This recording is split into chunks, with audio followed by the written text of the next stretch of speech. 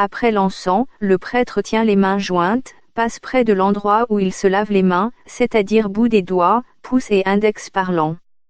Lavabo, lave-moi, Seigneur, à cause de ma faute et purifie-moi de mon péché.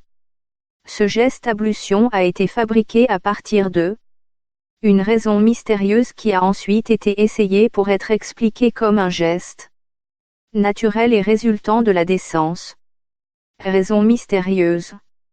Les plus anciennes écritures sur la liturgie nous apprennent que la vérité brille depuis le début de la messe, qu'il s'agit du saint sacrifice et que l'Église veut montrer que les prêtres doivent se nettoyer de tout péché pour pouvoir le célébrer avec dignité. Saint Cyril Jérusus au milieu du IVe siècle, ne donne aucune autre raison à ce geste d'ablution que celui-ci. Vous avez vu, il a écrit que le prêtre qui célèbre se lave les mains. Pensez-vous qu'il le fait pour nettoyer votre corps? Pas du tout, car dans les devoirs d'un tel état, lorsqu'il se rend à l'autel, il le fait d'abord dans la sacristie. Mais ce geste de se laver les mains signifie maintenant que nous devons être. Il nous purifie de tous nos péchés parce que nos mains doivent toucher, particulièrement avec 2 doigts, le corps de Jésus-Christ après la consécration.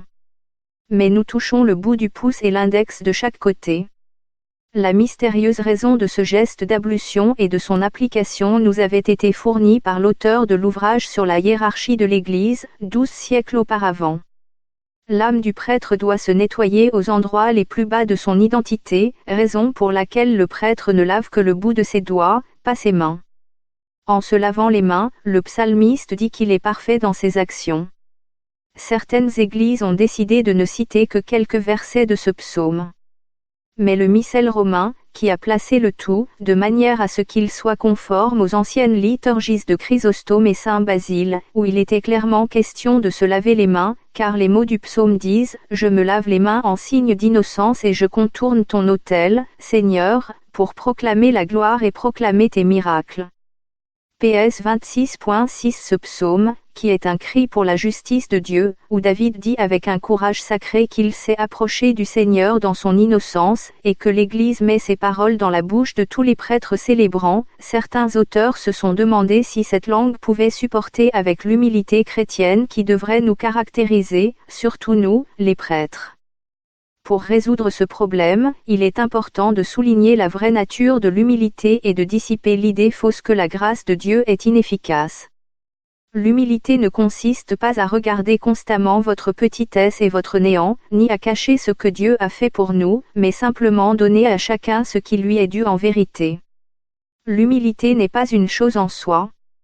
Jésus-Christ, qui est vraiment et habilement humble et veut être notre modèle, nous aide quand il dit aux pharisiens, « Qui de vous prouvera mon péché ?»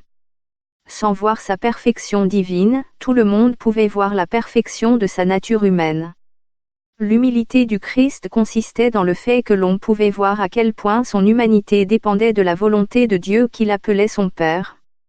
Dans tout ce qu'il a montré, il se soucie vraiment de lui. Il a aussi enseigné ouvertement qu'il faisait tout ce qui plaisait à son Père, sans parler du fait qu'il voulait subir le mépris des gens pour récompenser son Père de la grande désobéissance de l'humanité et de tout péché humain.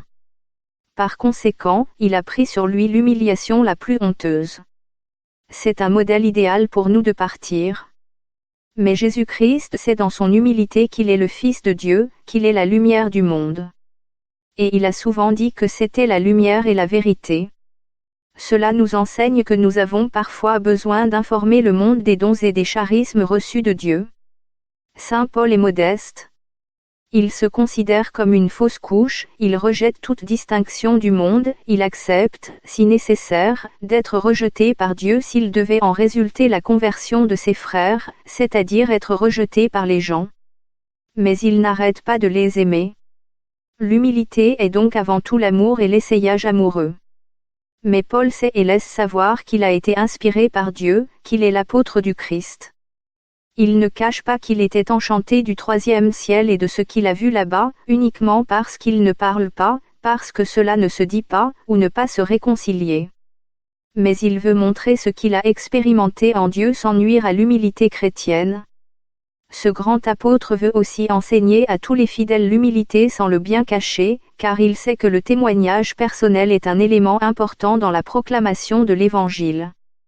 Il veut se glorifier dans le Seigneur, le louer pour ce qu'il a fait en lui, ainsi il révèle sa condition et témoigne de sa conscience, il veut qu'il soit jugé, afin que chacun puisse évaluer ses activités avec véracité. C'est la vraie nature de l'humilité. Ainsi, même celui qui entre dans l'esprit du psaume XXV, comme David, est vraiment humble et humble lorsqu'il dit « J'ai ta grâce dans mes yeux et j'agis dans ta vérité, Seigneur, j'aime la maison où tu vis et le lieu où il reste ta gloire. » PS 26.3.8 Il dit à Dieu « J'agis impeccablement », mais il ajoute aussitôt « Libère-moi, aie pitié de moi », PS 26.11. Il apprécie le témoignage selon lequel sa conscience dit qu'il est innocent, mais il pense qu'il doit saisir son Rédempteur et demander sa miséricorde. C'est pourquoi il sait ce qui est bon en lui, mais en déclarant qu'il dépend de Dieu, il le loue comme il se doit. Il reste vraiment humble. Tel devrait être un prêtre qui a reçu une grâce spéciale de Dieu, qui a été purifié par la pénitence et sa vie est au service des mystères de Dieu. Il devrait être conscient de cela toujours et surtout quand il va à l'autel. Dans l'Ancien Testament, Dieu a dit à Moïse de fabriquer un bac en bronze dans la tente d'assignation et de le placer entre le tabernacle et l'autel. Aaron et ses fils se laveront les mains et les pieds. Avant d'entrer dans la tente de réunion, ils doivent se laver à l'eau, Ex 30,19 n. Le prêtre demande à Dieu, « Lave-moi, Seigneur. » Parce qu'ici l'eau n'est qu'un signe et un appel à toujours avoir une intention claire en action. Je dois purifier mes actes par l'innocence de mon cœur, en compagnie de bonnes personnes qui, par leur exemple, me conduisent à l'amour et à la justice et à la préservation de ces puretés de cœur. Nos esprits et nos cœurs doivent s'unir aux saints anges au service de Dieu. Que nous puissions être dignes des serviteurs de Dieu. Lave-moi, Seigneur, de plus en plus de toutes mes antiquités, et purifie mon esprit, mes pensées et mes désirs de mon cœur, afin que je puisse participer à la grâce et aux fruits de ce saint sacrifice. Le prêtre se pencha à présent et dit une prière silencieuse, Suscipe, Sancta Trinitas, acceptez la Sainte Trinité. Au cours des 4 premiers siècles, aucune prière n'était pas cette prière. L'Église a enseigné que la liturgie devrait être dirigée vers Dieu le Père. Cette prière à la Sainte Trinité a été recommandée par le synode de Carthage.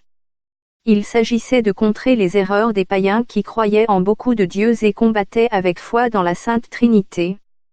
En même temps, les auteurs anciens voulaient que les fidèles sachent, croient et confessent qu'en tant que chrétiens, nous n'adorons jamais le Père sans le Fils et que nous adorons en même temps le Saint-Esprit. Il existe chez les personnes divines que l'unité de la déité, qui est l'essence du nom de Dieu, que le Père ne reçoive pas un culte qui n'appartiendrait pas au Fils et au Saint-Esprit, parce que nous sommes baptisés au nom du Père, du Fils et du Saint-Esprit, nous ne pouvons douter que le sacrifice que nous faisons soit aussi pour la gloire de 3 personnes divines qui sont un seul Dieu.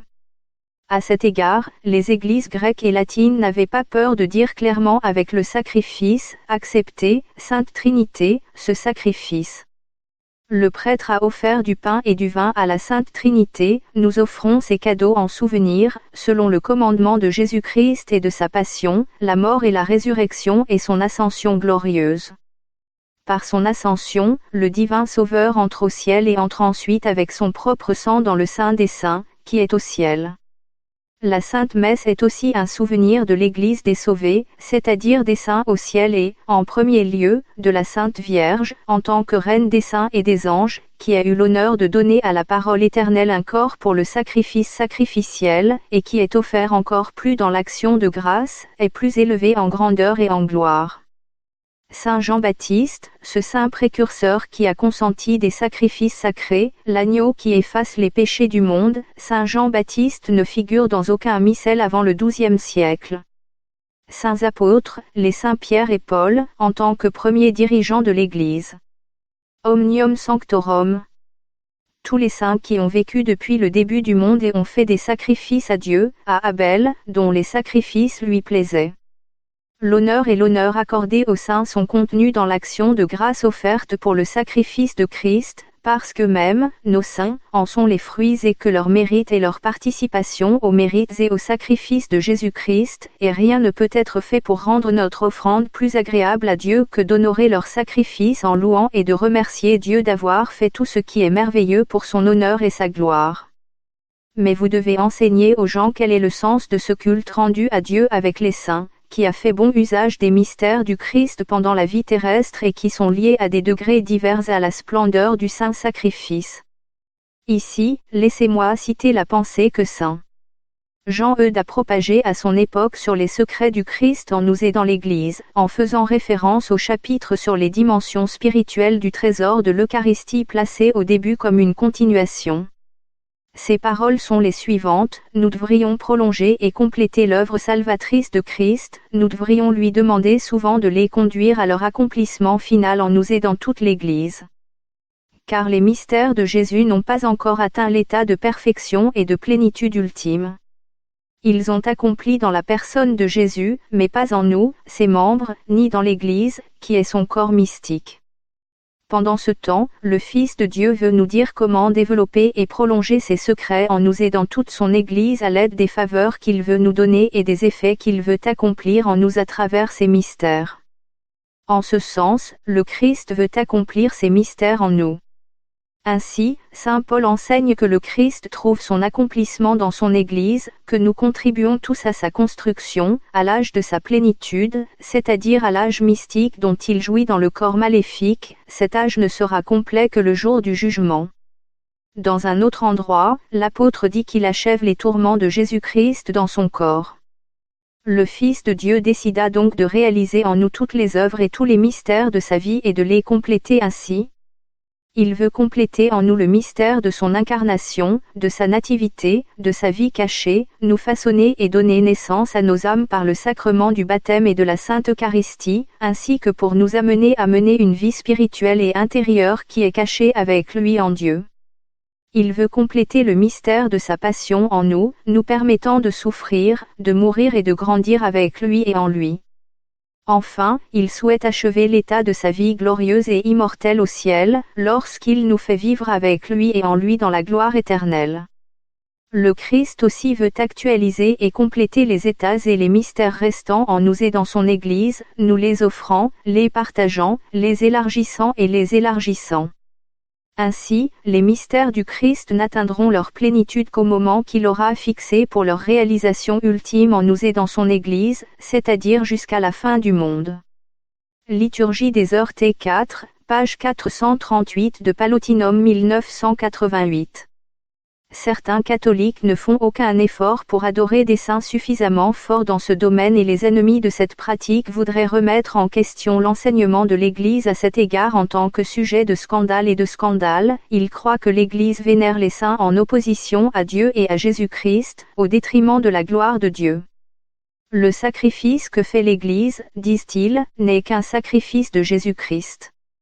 Vous n'avez pas à adorer les saints, disent-ils, et ils ne le font pas, même à la bienheureuse Vierge Marie, mais uniquement à Jésus-Christ, parce que Christ est Dieu et que seul Dieu devrait être adoré. Voici la différence de la soi-disant les protestants, c'est énorme. Est-ce la volonté de Dieu que nous n'adorions pas de saints quand Dieu lui-même leur donnerait l'honneur des saints ? Marie, dans le Magnificat, dit, « Voici, toutes les générations me béniront désormais, car le Tout-Puissant a fait de grandes choses pour moi, son nom est saint. » Luc 1.48. Peut-être une difficulté se connecte à une autre.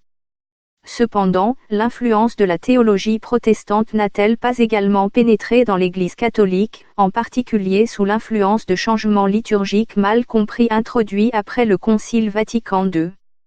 Mon souhait est, c'est l'un des objectifs de cette étude, d'aider tous mes frères et sœurs qui croient en Christ et se soumettent à la direction du successeur de Saint Pierre, le pape, dans l'Église de Dieu.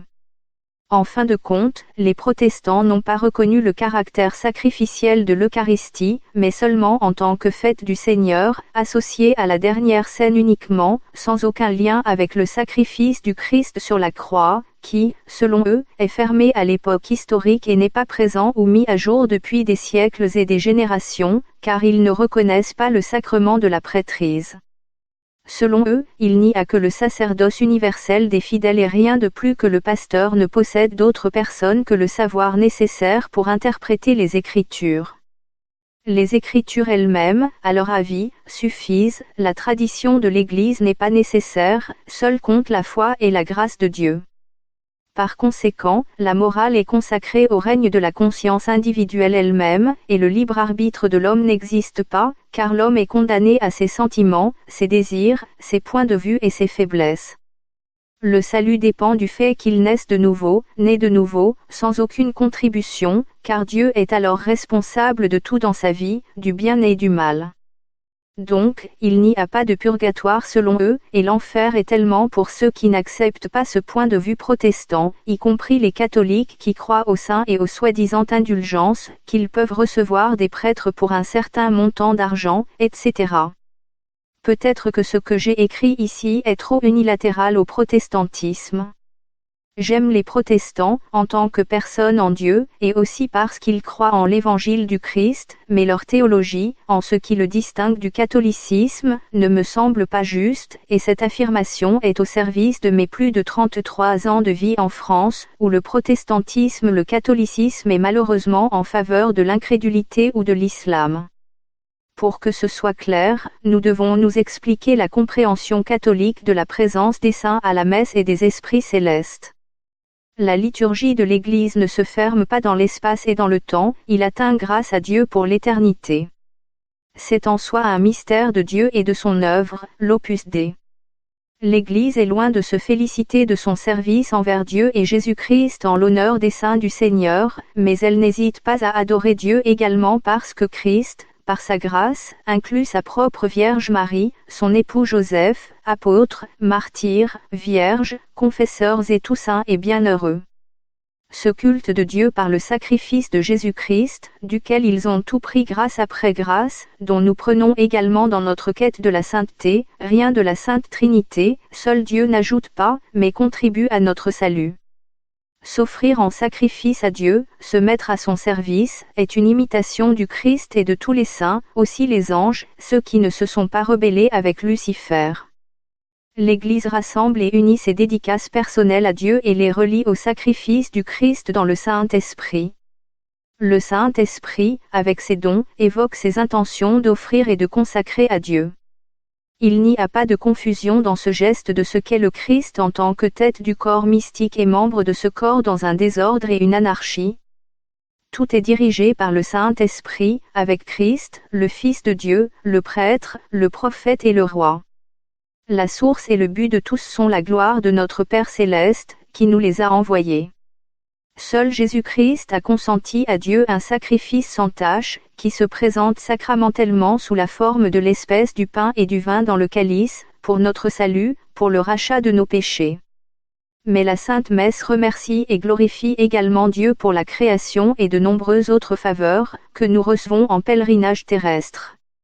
L'Église ne peut pas séparer cet honneur ici, pour pouvoir proclamer la rédemption du Christ et louer Dieu également pour tout ce que nous devons à nos saints frères et sœurs, que nous avons Jésus-Christ, que nous l'avons rencontré, qu'ils nous ont donné témoignage et exemple par leur histoire et leur propre la vie du Saint-Esprit. En tant qu'époux de l'Église, Jésus-Christ a voulu partager avec son épouse non seulement l'héritage de l'éternité, mais également le mystère de la mortalité. C'est pourquoi le sacrifice de Jésus-Christ, que nous appelons la Sainte Messe, est aussi le sacrifice de toute l'Église, de sa tête et de ses membres. C'est pourquoi, par Christ, avec Christ et en Christ, grâce au Saint-Esprit, c'est aussi le sacrifice universel de tous les saints qui plaisent à Dieu. Jésus-Christ a dit à son Père, « Et moi, je me sacrifie, afin qu'eux aussi puissent être sanctifiés en vérité. » Jean 17h19 Jésus-Christ est sainteté et ne peut être sanctifié. Comme il est nécessaire pour les personnes et les choses sacrifiées d'honorer les victimes dans la mémoire et l'honneur des mystères de Jésus-Christ, nous devons honorer la mémoire et l'honneur des saints qui ont passé toute leur vie de mortels dans l'action de grâce et qui ont maintenant rejoint en permanence Jésus-Christ doit faire des sacrifices dans l'action de grâce éternelle à cause des bénédictions infinies dont ils sont remplis. Parce qu'ils sont unis en Dieu en tant que Père et en tant que Fils et Saint-Esprit de Dieu, nous devrions adorer les saints et où nous pouvons mettre nos meilleures dispositions reconnaissantes pour eux, sinon pendant le sacrifice de Christ, qui a rendu tous les mérites et la gloire de Christ le Seigneur si féconde. Parce que le culte des saints provient des dons reçus de Dieu et que le but ultime de ce culte est aussi la gloire de Dieu, rien n'est diminué de ce que nous devons à Dieu. En un mot, nous honorons les saints qui ont bénéficié de la grâce de Dieu dans leur vie, et nous offrons le sacrifice divin, qui rendait tous ces saints et les saints sacrifices agréables à Dieu. Nous nous efforçons de célébrer leurs victoires, qui sont essentiellement celles de Jésus-Christ. Nous adorons donc Jésus-Christ dans ses saints et la joie des membres du corps mystique de Jésus-Christ est partagée avec nous tous. Les affirmations selon lesquelles nous diminuons le culte dû à Dieu et à Jésus-Christ en adorant les saints sont si loin de la vérité, comme si c'était un culte du même genre, ce qui serait terrible sans Dieu et avec une idolâtrie, qui ne peut être soupçonnée par aucune mesure de l'Église, sauf par ignorance ou colère terrible. Nous envoyons la conviction opposée, le sacrifice de Jésus-Christ à Dieu le Père est toujours fécond et fructueux la vie de ceux qui se sont sacrifiés avec lui, en lui, et pour lui, pour la gloire de la Sainte Trinité, le seul Dieu. Nous voulons et demandons à Dieu que ce sacrifice de Christ et pour nous puisse être la source de notre salut, pour faire de nous des saints qui sont devenus grâce à elle. Ce qui est d'abord mentionné dans la mention des saints, c'est le désir d'entrer dans une communion parfaite avec les saints, avec la vérité sur le mystère de la communion des saints avec le ciel. Puisqu'ils sont déjà au paradis, nous leur demandons l'intercession, qu'eux aussi se souviendraient de nous et plaideraient pour Dieu au ciel pour nous. Quand nous nous souvenons des saints sur l'autel du Seigneur, comme saint Augustin, nous avons toujours demandé qu'il prie pour nous, que nous puissions également obtenir grâce à leur imitation, que nous puissions rejoindre leur groupe au ciel. C'est pourquoi nous voulons les engager à mettre un mot pour Dieu au ciel pour nous. Nous essayons d'honorer leur mémoire ici sur terre. Nous sommes honorés de pouvoir être étroitement unis aux saints et en tant que frères par le biais de la communauté de tous ceux qui croient en Christ et sont membres de son corps mystique, l'Église. Nous espérons qu'ils plaideront auprès de Dieu pour nous au ciel si nous les adorons et nous nous souvenons d'eux sur la terre. Si nous pouvions expliquer plus précisément quel est notre honneur ici, lorsque nous nous souvenons de nos frères et sœurs, c'est le désir de faire la volonté de Dieu dans nos vies, comme ce qu'ils nous ont montré alors qu'il était encore en vie sur cette terre. Dans les mots de la prière elle-même, qui termine l'énumération de leurs noms, il est exprimé ainsi, Dieu, gardons en la mémoire afin de pouvoir les imiter et te plaire, en ne faisant que ta volonté. Notre demande est toujours faite par Jésus-Christ, en tant que seul médiateur, car c'est seulement en lui qu'ils peuvent intercéder pour nous devant la majesté de la Sainte Trinité. Prière suscipe, Sancta Trinitas, accepte, la Sainte Trinité est terminée et le prêtre embrasse à nouveau l'autel, se tourne vers les gens, écarte les mains, les rejoint à nouveau et dit, Oret, fratres, prie, frères, etc. Des salutations silencieuses suggérant des sons, Dominu vobiscum, a déclaré Belay au XIIe siècle. Il dit ces mots et sa voix un peu plus haute, Oret fratres, que du moins la voix la plus proche a entendu cela, ceux qui se trouvaient près de l'autel, il a dit, frères. Saint Cyprien après Saint Paul déclare que depuis le début de l'Église, les chrétiens se sont appelés frères. Vous êtes tous frères, a écrit Arnobius, né du même Père, Jésus-Christ, et de la même Mère, l'Église. C'est sans doute, dans la première partie de la phrase, une référence aux paroles de Jésus lui-même, eh bien, ne vous appelez pas Rabbi, car votre professeur est un, et vous êtes tous frères. Mon 23.8 et la paternité de Jésus-Christ montre cette phrase de l'évangile de Jean, et Jésus leur dit, Enfants, avez-vous quelque chose à manger ? Le Seigneur ressuscité, Jésus-Christ, est le Père de l'âge suivant, comme l'a dit le prophète Isaïe, le Fils nous a été donné, le pouvoir repose sur ses épaules.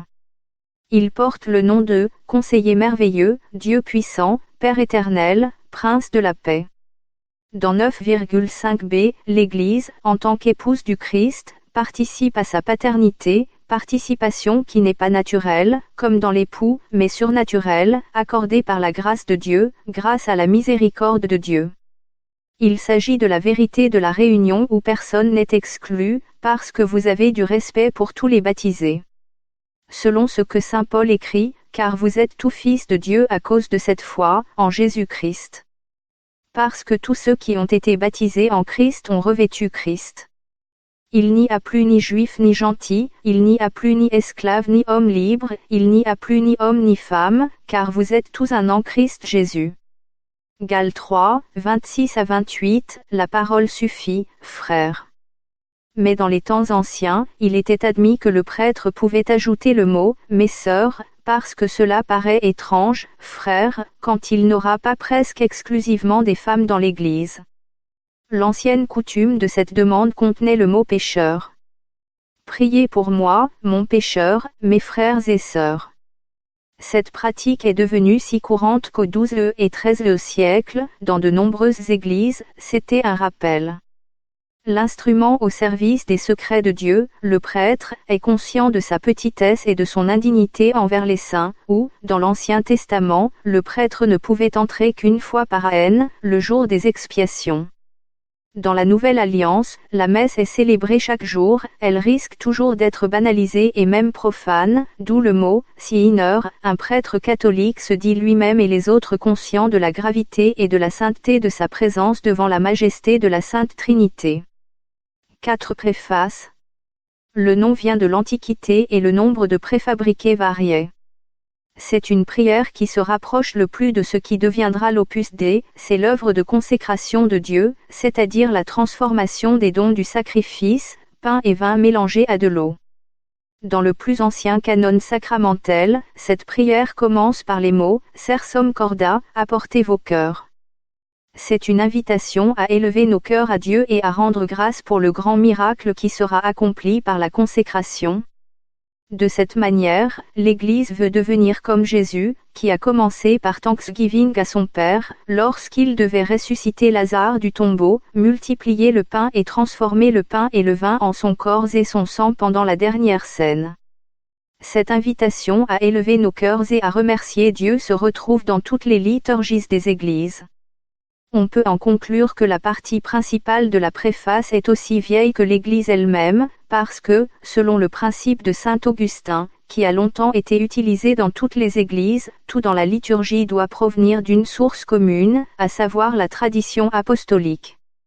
Saint Cyprien a déjà expliqué à ses fidèles pourquoi nous les avions invités à élever leur cœur, lorsqu'il est question de prière. Mes frères bien-aimés, nous devons être bien disposés et y utiliser tous les pouvoirs de notre cœur. Non seulement tous les sens de notre corps, de notre âge et de nos pouvoirs mentaux, mais également l'application de tout notre cœur. C'est pourquoi le prêtre, avant de commencer la prière, prépare les esprits de ses frères au travers de cette introduction, Sursum corda, élevez vos cœurs, comme si vous deviez dire, les gens, soyez prudents, même par votre réponse, Abemu ad Dominum, si vous le parlez avec votre cœur, le Seigneur ne s'est engagé que pour nous et nous nous sommes engagés envers Dieu seul. Notre Seigneur est si proche du cœur alors jetons tout, laissez personne d'autre à côté du Seigneur et disons notre merci très personnel. Merci au Seigneur notre Dieu. C'est la phrase suivante de l'appel aux fidèles. Les Grecs ne l'ont pas. Le latin eut du X siècle à la fin du Xe siècle, sous diverses formes, jusqu'à leur unification en « Gratia agamus, Domino donostro », qui fut adopté dans presque tous les lieux. Dignum et justome, digne et juste, est la réponse dans laquelle cette confirmation a retenti au début, qui a pris la forme du mot il y a longtemps, Amen. Des mots de la nature du mystère ou de la réalité invisible, mais réelle à cause de la grâce qui nous relie au Dieu vivant et vrai. Voici la place pour le préambule, vir dignum et justome, aecum et salutar. Vraiment digne et juste et bénéfique, etc. Il y avait beaucoup de préfaces, mais autour de 800, toutes ces préfaces ont été réduites à 10, la plupart des églises. Il y a 9 préfaits qui ont toujours été utilisés par l'Église de Rome, à Noël, à l'Épiphanie, au Carême, à Pâques, à l'Ascension, à la Pentecôte, à la Sainte Trinité, aux apôtres et à la croix. Et bien sûr, le 10e, à propos de la bienheureuse Vierge Marie. Ce sont les préfaces que l'Église de Dieu a conservées jusqu'à présent. Nous n'expliquerons pas tout en détail ici. Nous voulons juste entrer dans le mystère de la Sainte Messe, dans son essence même. À travers différentes formulations, l'Église parle ici de la même chose que Dieu fait quotidiennement pour nous. Le prêtre dit « Dominu vobiscum » sans revenir, comme d'habitude, aux gens. C'est pour deux raisons. Premièrement, c'est tout à fait naturel et littéral, c'est comme avant, à partir des anciennes liturgies de James, Saint Basilique et Saint Chrysostome, la porte du sanctuaire était fermée et la vue du prêtre était obstruée avant le début de la préface. Il y a encore et vous pouvez voir les restes de cette utilisation dans de nombreuses églises romaines, où les rideaux des deux côtés du presbytère ont été étirés. La deuxième raison qui est mystérieuse et qui peut nous être bénéfique si nous pouvons comprendre cela est que, comme mentionné ci-dessus, le prêtre a instruit et a demandé aux gens de dire « Priez pour moi un pécheur, frère », et il semble qu'il fait maintenant face au Saint des Saints parce que, comme un prêtre de l'Ancien Testament, il est entré dans le Saint des Saints, c'est-à-dire le Saint des Saints dans le tabernacle. L'appel à élever les cœurs sans préciser, et la réponse que nous élevons au Seigneur signifie que la congrégation entre dans le lieu saint et que le prêtre se rend au Saint des Saints, au-delà du voile. Extérieurement, personne ne se déplace dans l'espace, mais le mystère de la foi nous oblige à nous laisser émouvoir par le Saint-Esprit dans le monde surnaturel, où Dieu est parmi son peuple pour le bénir. Pour nous unir après l'appel à élever la profondeur de nos cœurs choisis avec le signe extérieur de cette élévation, qui est une attitude debout, nous sommes kidnappés devant le Seigneur, ce qui nous est promis le dernier jour, de manière spectaculaire. Saint Paul écrit à ce sujet de cette façon, « Alors nous vivants et laissés, avec eux nous serons emportés dans les airs et les nuages contre le Seigneur, et ainsi nous serons toujours avec le Seigneur. » 1 C 4.17. Cela arrivera alors, précise Saint Paul, car le Seigneur lui-même descendra du ciel à la voix de l'archange et au son de la trompette de Dieu, et les morts ressusciteront en premier dans le Christ. 1 T 4.16. La dimension eschatologique de la Sainte Messe nous est disponible dans l'espoir maintenant, lorsque nous entrons dans la préface, c'est-à-dire que nous rendons grâce à Dieu, vers qui nous pouvons nous tourner et associons nos voix aux voix de ses anges, en disant ensemble, Saint, Saint, Saint, etc. Cette déclaration universelle, cela signifie la nécessité d'attirer toute notre attention, tous les désirs de nos cœurs et tout ce que nous pouvons élever à Dieu afin de reconnaître la dignité infinie de ce grand sacrifice du Christ, qui est la Sainte Messe. Lorsque l'auteur de la lettre aux Hébreux a écrit sur ce mystère, il a utilisé le temps présent, ni passé ni futur, mais vous êtes venus sur la montagne de Sion, dans la ville du Dieu vivant, Jérusalem du ciel, parmi les innombrables anges, pour le rassemblement solennel, pour la première Église née inscrite dans les cieux, à Dieu qui juge tout, aux esprits justes qui ont déjà atteint leur objectif, au médiateur du Nouveau Testament, Jésus, d'être aspergé de sang qui parle plus fort que le sang d'Abel. Reb 12, 22 à 24. Où et quand, si ce n'est dans le mystère de la Sainte Messe, la vérité de ces paroles est-elle devenue réalité? Notre compréhension naturelle nous dirige vers le futur plutôt que vers le passé dans cette expression, vous avez rejoint. Le verbe semble indiquer le passé, notre raison l'avenir, et seule la foi nous permet d'y aller maintenant, où est l'éternité. Ce sacrifice du Christ est éternel et dépasse toutes les dimensions du temps et de l'espace. Cela peut sembler seulement une philosophie ou une théologie. Cependant, ce secret est une réalité réelle et substantielle. Il est important de l'accepter et de le croire, sinon comment allons-nous croire en transsubstantiation? C'est pourquoi, particulièrement en ce lieu et à l'heure de la messe, nous devons entendre l'avertissement du même auteur, « Faites attention, frères, qu'aucun de vous ne soit un cœur pervers d'incroyance, ce qui a pour résultat de s'éloigner du Dieu vivant, mais de s'encourager mutuellement chaque jour aussi longtemps qu'il dure. » Ce qu'on appelle aujourd'hui, afin qu'aucun d'entre vous ne soit endurci par la duperie du péché. Nous participons au Christ si nous gardons notre espérance initiale forte jusqu'à la fin. Reb 3.12-14. Aucune des Écritures du Nouveau Testament, comme cette lettre aux Hébreux, cela ne nous met pas si profondément dans le lien qui existe entre les anciennes et les nouvelles alliances. Sans connaître l'Ancien Testament, vivre la Sainte Messe comme il se doit subir beaucoup de dégâts, voire une simple banalité, ce qui se traduit par l'abandon de la participation à la messe du dimanche pour une raison quelconque. Beaucoup, parce que les baptisés ont l'impression, inconsciemment, qu'ils sentent que, sans foi, vous ne pouvez pas plaire à Dieu, ils se disent parfois croyants, mais non pratiquants, ils ne parlent que de ce grand secret de la foi, qui n'est pas si bon pour eux et important. Et nous, donnons-nous une vraie réponse. Il se peut que nous ne donnions aucune raison de nous accuser de ne pas être à la messe. Mais que fait votre âme au moment de la préface?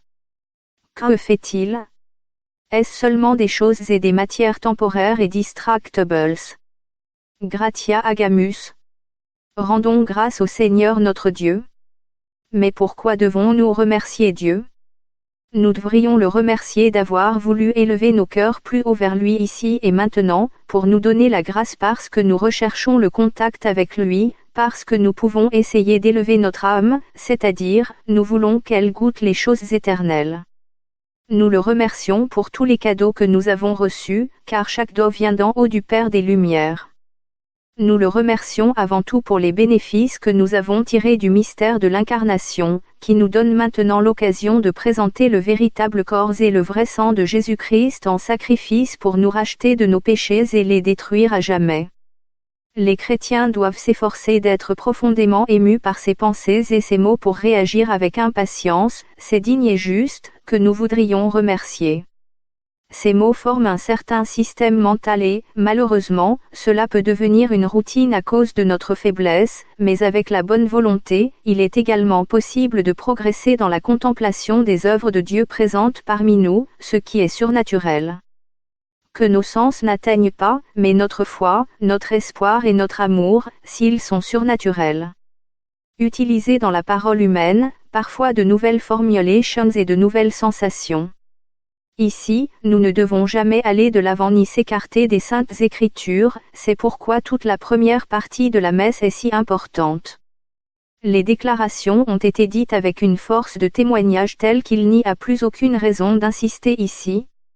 Dignum est, c'est digne et juste, c'est louable, l'œuvre de rédemption de Dieu mérite des éloges.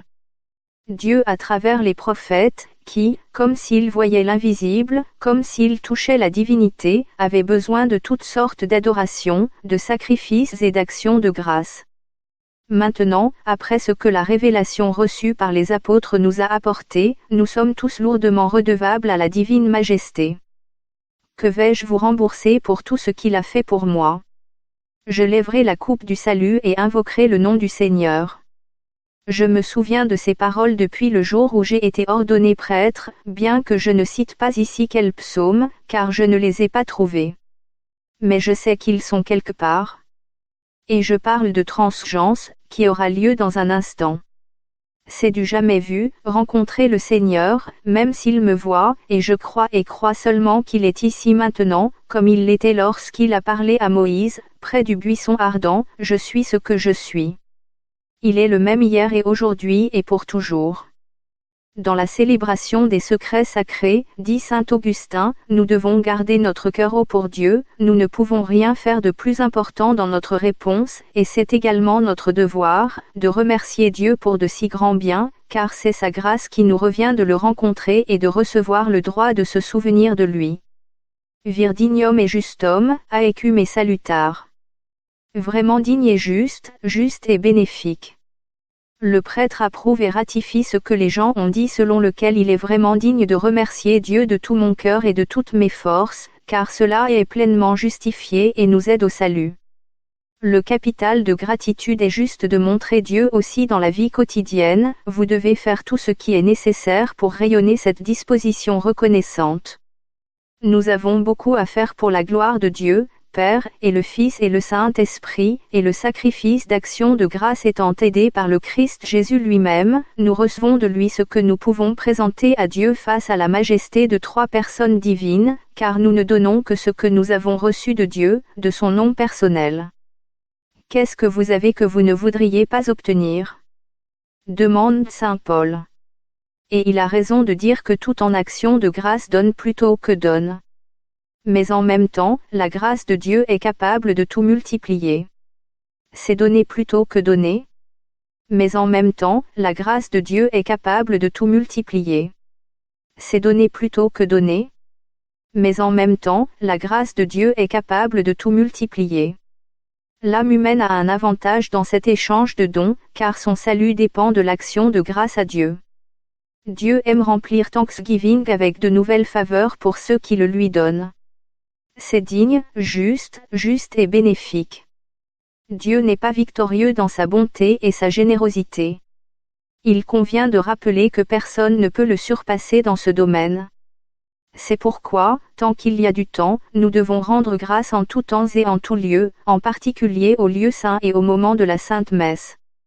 Sacrement dans lequel tout est saint, qui est la source même de la sainteté, l'Eucharistie ne peut être vécue de toute façon.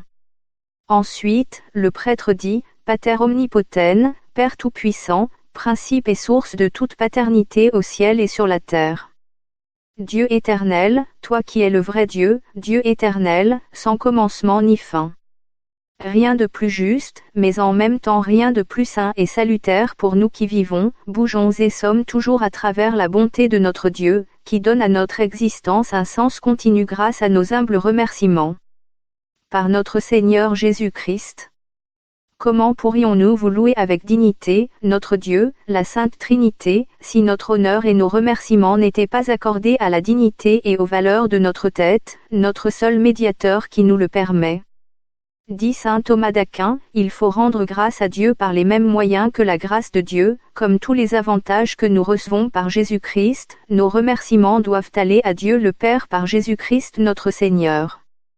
Majestat tuum laudant angeli, les anges louent votre majesté, car ils sont aussi en lui, en Jésus-Christ, pour former deux chorales, celle des anges et celle des hommes. Ensemble, l'âme et le corps constituent l'Église en Jésus-Christ et reçoivent en lui dans leur plénitude, leur place selon la nature, la grâce et l'appel, où le roi des rois et seigneur des seigneurs est la source de toute leur sainteté est Dieu homme, Jésus-Christ, et en lui tous peuvent jouir de la gloire par l'action omnipotente du Saint-Esprit pour la gloire de Dieu Père. Saint Paul l'exprime ainsi, tout a été créé par lui et pour lui. Il est avant tout et tout existe en lui. Et il est la tête du corps, l'Église.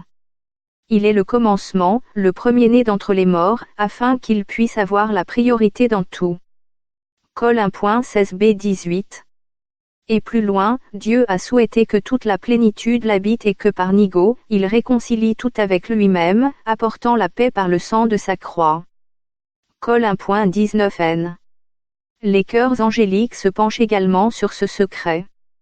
Ces esprits célestes sont constamment dans la splendeur de la majesté de Dieu, de son être divin et de son nom. Ils veulent également examiner la splendeur du sacrifice du Christ pour adorer et glorifier l'agneau de Dieu qui a vaincu l'enfer, la mort et Satan. Domination, ou pouvoir, ces esprits bénis qui sont au-dessus des autres et dont le pouvoir est immense, parce qu'ils sont au-dessus des autres anges qui agissent dans le monde, reconnaissent que leur pouvoir n'est autre qu'un don de la volonté de Dieu et de son amour. C'est pourquoi ils vénèrent notre Sauveur, devant qui ils tremblent et font sa volonté, quand il les envoie pour secouer les démons et les empêcher de faire le mal contre nous.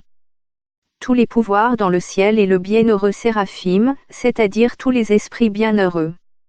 La Sainte Écriture parle de 9 chœurs angéliques, parmi lesquels 3 hiérarchies ont été décrites et distinguées par les pères de l'Église, sur la base du livre d'Ézéchiel. Elles exécutent 3 ordres, marqués de 3 rangées de pierres, placées à la lueur de la lumière brillante.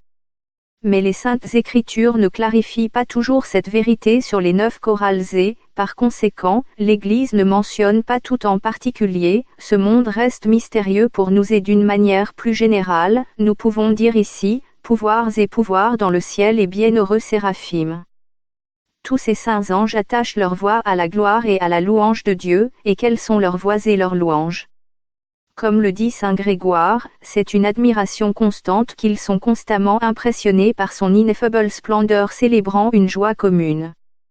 Nos voix sont aussi notre admiration et notre désir de voir Dieu, mais si, lorsque nous prononçons de saints cantiques, notre esprit et notre cœur n'accompagnent pas nos paroles, nous devons plutôt rester silencieux.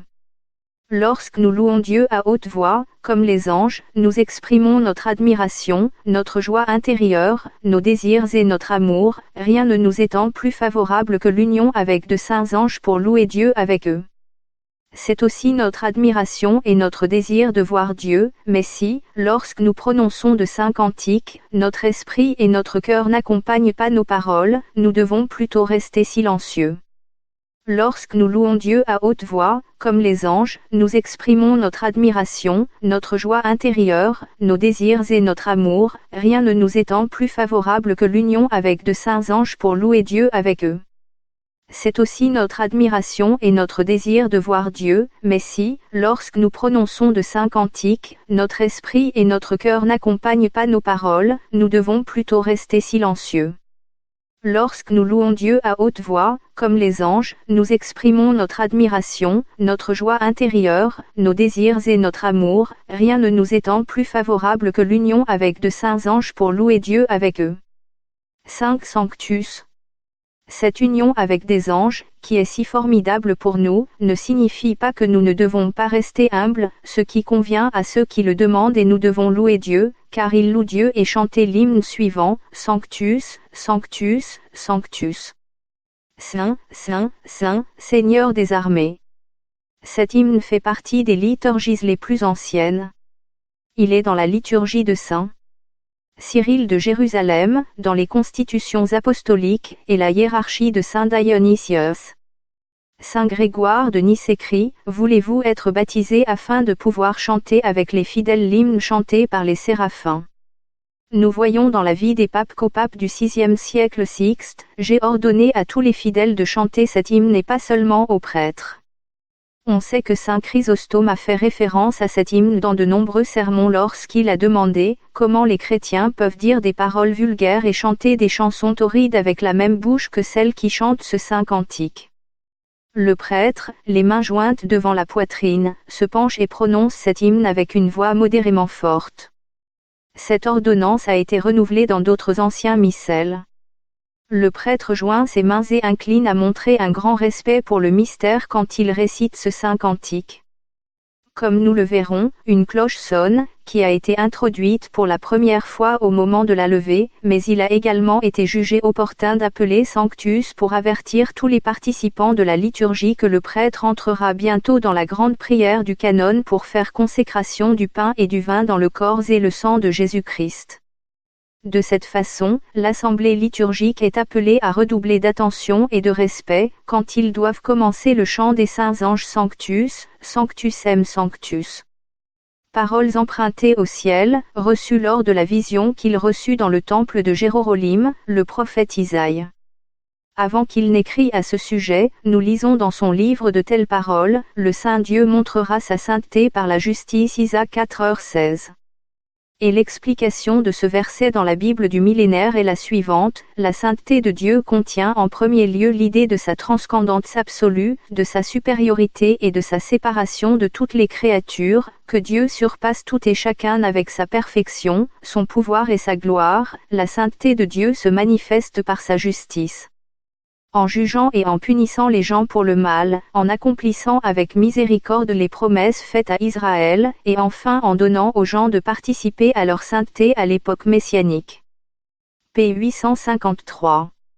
Voici Apocalypse, j'ai vu le Seigneur assis sur un trône et hautain, et la tunique de son vêtement remplissait le temple.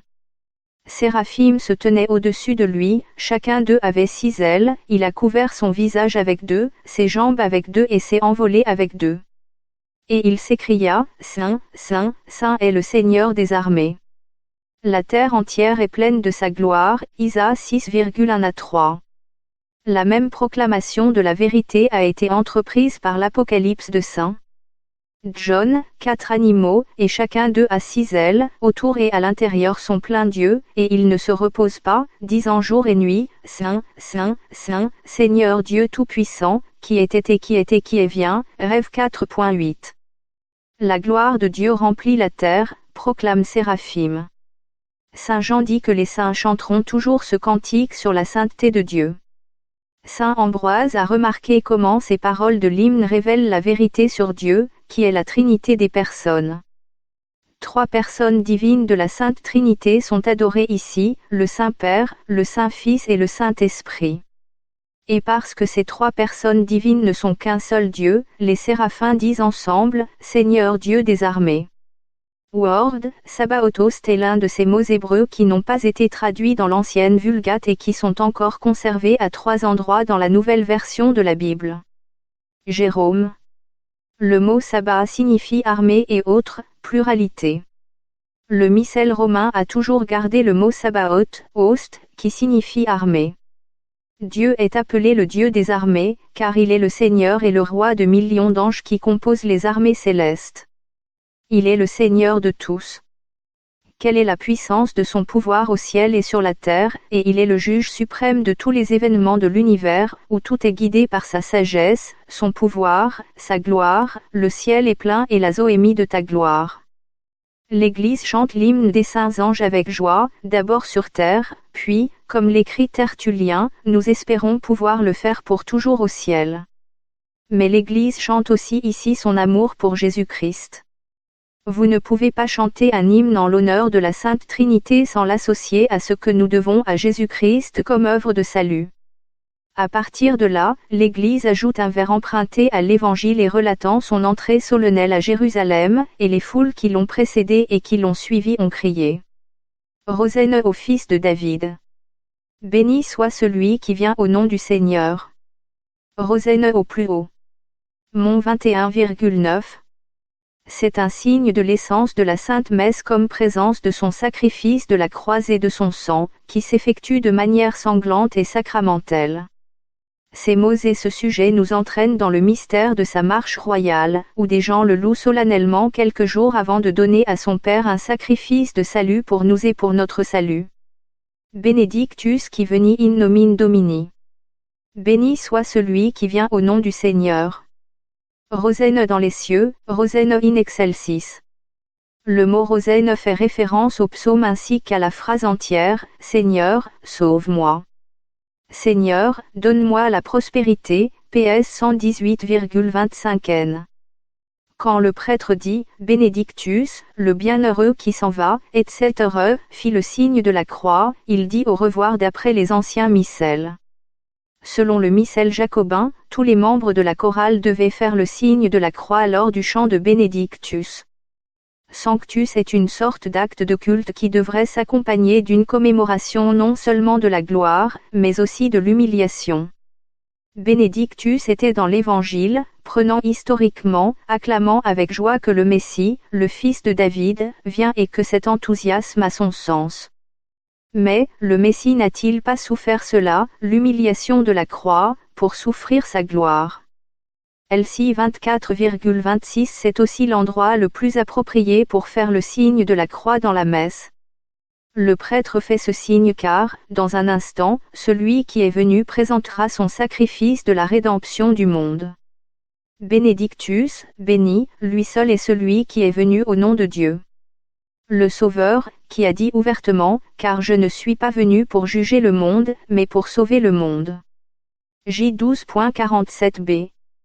Et même si je juge, mon jugement est vrai parce que je ne suis pas seul, mais moi et celui qui m'a envoyé. J 8.16. Car je suis venu de Dieu et je viens. Je ne suis pas parti, mais il m'a envoyé. J 8.42b. C'est pourquoi mon Père m'aime parce que je donne ma vie pour la reprendre. Personne ne me le prend, mais je me le donne à moi-même. J'ai le pouvoir de le rendre et j'ai le pouvoir de le récupérer à nouveau. J'ai reçu un tel ordre de mon Père. J10, 17 ff. Oui, nous sommes les seuls à être venus du ciel et par lui sont nées avant tout les bénédictions de Dieu. Par conséquent, avec tous les anges et les saints, il devrait être loué avec ce mot, Rosaine. C'est l'un des rares mots hébreux conservés dans la liturgie dans toutes les églises sans traduction, tels qu'Amen et Alléluia. Le mot Rosaine a été trouvé dans presque tous les manuscrits anciens de missel. Nous nous écrions, sauvons-nous, Rosaine, en confessant qu'il est le Messie. Mais je les donne loin de moi. J'ai le pouvoir de le rendre et j'ai le pouvoir de le récupérer à nouveau. J'ai reçu un tel ordre de mon Père. J10, 17 ff. Oui, nous sommes les seuls à être venus du ciel et par lui sont nées avant tout les bénédictions de Dieu. Par conséquent, avec tous les anges et les saints, il devrait être loué avec ce mot, Hosanna. C'est l'un des rares mots hébreux conservés dans la liturgie dans toutes les églises sans traduction, tels qu'Amen et Alléluia. Le mot Hosanna a été trouvé dans presque tous les manuscrits anciens de Missel. Nous nous écrions, sauvons-nous, Hosanna, en confessant qu'il est le Messie. Mais je les donne loin de moi. J'ai le pouvoir de le rendre et j'ai le pouvoir de le récupérer à nouveau. J'ai reçu un tel ordre de mon Père. J10, 17 ff. Oui, nous sommes les seuls à être venus du ciel et par lui sont nées avant tout les bénédictions de Dieu.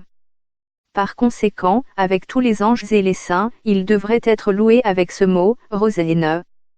C'est l'un des rares mots hébreux conservés dans la liturgie dans toutes les églises sans traduction, tels qu'Amen et Alléluia. Le mot Hosanna a été trouvé dans presque tous les manuscrits anciens de Missel. Nous nous écrions, sauvons-nous, Hosanna, en confessant qu'il est le Messie. Et par lui, par-dessus tout, toutes les bénédictions de Dieu sont nées. Par conséquent, avec tous les anges et les saints, il devrait être loué avec ce mot, Hosanna. C'est l'un des rares mots hébreux conservés dans la liturgie dans toutes les églises sans traduction, tels qu'Amen et Alléluia. Le mot Hosanna a été trouvé dans presque tous les manuscrits anciens de Missel. Nous nous écrions, sauvons-nous, Hosanna, en confessant qu'il est le Messie. Et par lui, par-dessus tout, toutes les bénédictions de Dieu sont nées. Par conséquent, avec tous les anges et les saints, il devrait être loué avec ce mot, Hosanna. C'est l'un des rares mots hébreux conservés dans la liturgie dans toutes les églises sans traduction, tels qu'Amen et Alléluia. Le mot Hosanna a été trouvé dans presque tous les manuscrits anciens de Missel. Nous nous écrions, sauvons-nous, Hosanna, en confessant qu'il est le Messie. Saint Jérôme, qui a travaillé à la traduction et à l'explication de cette référence biblique, écrivant au pape Damas dans son commentaire sur l'évangile de Matthieu, a noté que ce que nous lisons dans le psaume 117, 25n, Dieu, sauve-moi. Dieu me donne de la chance. Béni soit celui qui vient au nom du Seigneur, est dans la bouche de la foule de l'évangile. Hosanna des évangiles est tiré de ce psaume que les Juifs disaient souvent dans les synagogues, incapables d'ignorer clairement qu'il se référait au Messie. Nous ne pouvons pas appliquer ces mots à quiconque sauf à Jésus-Christ. Il n'est donc pas surprenant qu'entendre les enfants pleurer dans le temple, Hosanna au fils de David, les grands prêtres et les scribes, s'indignèrent et lui dirent, « Entendez-vous ce qu'ils disent ?» Et Jésus leur répondit, « Oui, c'est ça. Avez-vous jamais lu, avez-vous eu la gloire de la bouche des bébés et des ventouses ?» Mon 21.15n. L'Église a rejoint ici très justement les deux Hosanna in excelsis, dirigés vers Dieu, comme l'ont fait les anciens Juifs lorsqu'ils ont célébré la fête des Tabernacles, au Seigneur. Ô Seigneur, donne-moi la prospérité. Ainsi, le Seigneur est Dieu, qu'il nous éclaire. PS 118.27 ou au verset 28 suivant, « Tu es mon Dieu, je veux te remercier, mon Dieu, je veux t'exalter. » Au même moment, d'autres Hosanna se sont joints à l'Église, dirigés vers Jésus-Christ lorsqu'il est monté à Dosdan sur Jérusalem. Lors du premier, Hosanna, nous voulons également exalter le saint nom de Dieu pour tous les dons de Dieu et pour l'aide nécessaire au chant d'un cantique sacré à l'Esprit bleu. Lors du second Hosanna, nous appelons avec soulagement Jésus-Christ, en bénissant le divin Sauveur, qui sont venus dans ce monde au nom et sous l'autorité de Dieu le Père et qui seront présents sur l'autel pour nous donner toutes sortes d'aides et nous rendre capables de glorifier la dignité de la majesté divine. Le premier Hosanna excelsis signifie « Donne-nous la prospérité toi qui es au plus haut des cieux » et le second Hosanna, ajouté au premier, « Sauvez-nous, Sauveur bien-aimé, Messie, Jésus-Christ, vous, que Dieu le Père a envoyé du ciel à la terre. »